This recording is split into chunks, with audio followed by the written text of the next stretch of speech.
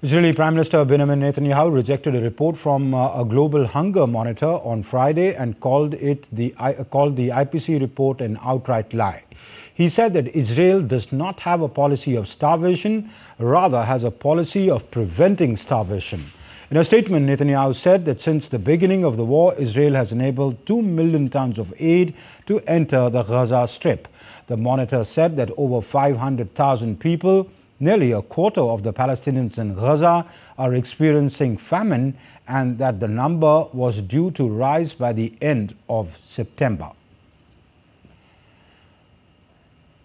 Meanwhile, Israel has stepped up its military offensive in the Gaza city, with Netanyahu approving a plan to defeat Hamas. As thousands protest in Tel Aviv demanding a ceasefire, Israel has signaled readiness to resume hostage negotiations.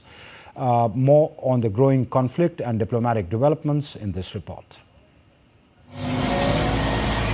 Israel has intensified its efforts to capture the entire Gaza Strip, with its forces launching an offensive in Gaza City.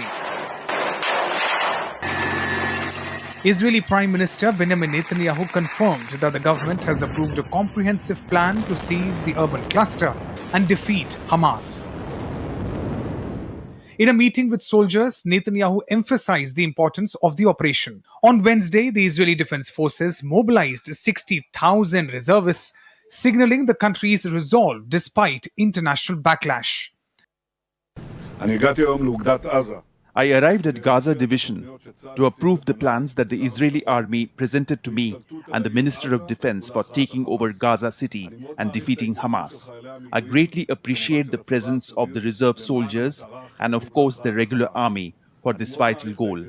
At the same time, I have issued instructions to begin immediate negotiations for the release of all our hostages and an end to the conflict on terms acceptable to Israel.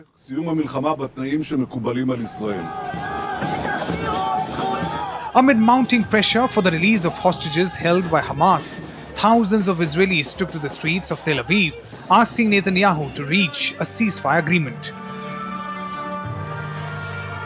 Protesters waved Israeli flags and displayed photos of the hostages, marching toward the Israeli Defense Ministry to demand action.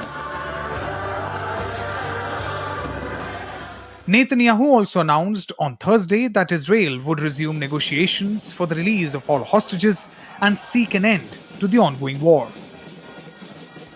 This follows a ceasefire proposal from Egypt and Qatar, which was accepted by Hamas earlier this week. Netanyahu emphasized that any deal would need to guarantee the release of the 50 hostages in one go. Israeli Strategic Affairs Minister Ron Dermer met with senior Qatari officials in Paris, reiterating that the release of the hostages is a condition for any truce. Mohammad Absarul Hassan, for DD India.